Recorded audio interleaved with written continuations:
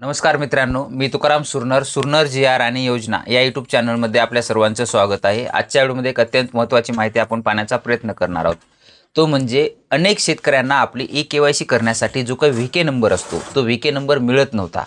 त्याच्या अनुषंगानं जे काही अतिवृष्टी अनुदान असेल, रब्बी बियाणं अनुदान असेल, हे लवकरात लवकर अतिगतीनं वितरित करण्यासाठी बैठक घेण्यात आलेली होती आणि त्यांच्या बैठकीच्या माध्यमातून मोठ्या प्रमाणामध्ये असं एक निर्देश देण्यात आलेले होते की जिल्ह्याच्या पोर्टलवरती प्रत्येक लाभार्थ्याची जी काही ई-केवायसी पेंडिंगची यादी असेल किंवा पात्र लाभार्थ्याच्या याद्या असतील त्या प्रकाशित केल्या जाव्यात असं सांगण्यात आलेलं होतं। 2019 पर्यंत याद्या अपलोड होत होत्या, परंतु या 2-3 वर्षांमध्ये याद्या कुठल्याही अपलोड होत नव्हत्या। त्याच्या कारणानं शेतकऱ्यांना माहिती होत नव्हतं की नेमकं आपलं नाव आलेलं आहे केवायसीला का नाही आलेलं आहे। परंतु आता संपूर्ण जिल्हा जे काही पोर्टल असेल तर जिल्ह्याचे जे काही संकेतस्थळ असतं, जिल्ह्याचं नाव तुमचं .gov.in जे काही शासकीय संकेतस्थळ आहे त्या संकेतस्थळावर आता याद्या प्रसिद्ध व्हायला सुरुवात झाली आहे। उदाहरण जर पाहिलं त्याच्यामध्ये यवतमाळ जिल्ह्याची जी काही यादी असेल ती अपलोड व्हायला सुरुवात झालेली आहे। तुम्ही स्क्रीनवर आता आपण पाहणार आहोत। साठी तुम्हाला काय करायचं आहे, गुगलमध्ये जायचं आहे आणि गुगलमध्ये गेल्याच्या नंतर तुम्हाला तुमचं ज्या जिल्ह्याची पाहायचं असेल ते जिल्ह्याचं नाव .gov.in असं तुम्हाला टाकून घ्यायचं आहे। आपण उदाहरणार्थ यवतमाळ जिल्ह्याचं जर टाकलं तर असं तुमच्यासमोर डॅशबोर्डवरती आलं जाईल।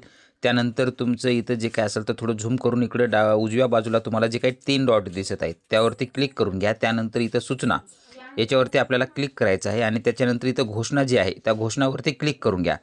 त्यावरती क्लिक केल्याच्या नंतर तुमच्यासमोर असं दाखवलं जाईल। इथं थोडंसं आपण झूम करून घेणार आहोत। झूम करून घेतल्याच्या नंतर इथं पाहू शकता की शीर्षक अतिवृष्टी बाधित झालेल्या शेतकऱ्यांची प्रलंबित ई-केवायसी यादी म्हणजे ई-केवायसी पेंडिंग लिस्ट जी आहे ती इथं देण्यात आलेली आहे आणि त्याच्यानंतर जे काही वर्णन आहे तीच आणि इथं संपूर्ण संचिकामध्ये पाहू शकता की वेगवेगळ्या ह्याच्यानंतर दिलेले आहे। तिथं पाहू शकता की बाबुळगाव, धारवा, डिग्रस, घाटंगी म्हणजे अशा पद्धतीने जे काही तालुके आहेत यवतमाळमधील 16ला 16 की जे काही तालुके वगैरे आहेत त्यांची नावं देण्यात आलेले आहेत।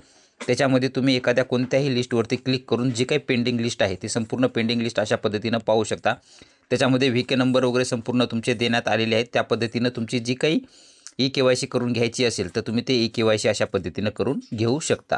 तर अशा पद्धतीनं संपूर्ण जिल्ह्याच्या सुद्धा याद्या येणार आहेत। तुम्ही तुमच्या जिल्ह्याचं अशाच पद्धतीनं यादी चेक करू शकता आणि आल्याच्या नंतर आपण सुद्धा कोणकोणत्या जिल्ह्याच्या याद्या आलेल्या आहेत ते अपडेट पाहण्याचा प्रयत्न करणार आहोत। चॅनलवरती नवीन असाल तर चॅनलला नक्कीच सबस्क्राईब करून ठेवा, जेणेकरून व्हिडिओ आल्याच्या नंतर त्याचं नोटिफिकेशन तुम्हाला आपल्या चॅनलवरती पाहायला मिळेल। व्हिडिओ आवडत असेल तर व्हिडिओला लाईक करा आणि तुमच्या मित्रपरिवारांना शेअर करा आणि ई-केवायसी करून घेण्यासाठी लवकरात लवकर त्यांना सांगा। भेटूया नवीन माहितीसह नवीन व्हिडिओमध्ये। धन्यवाद।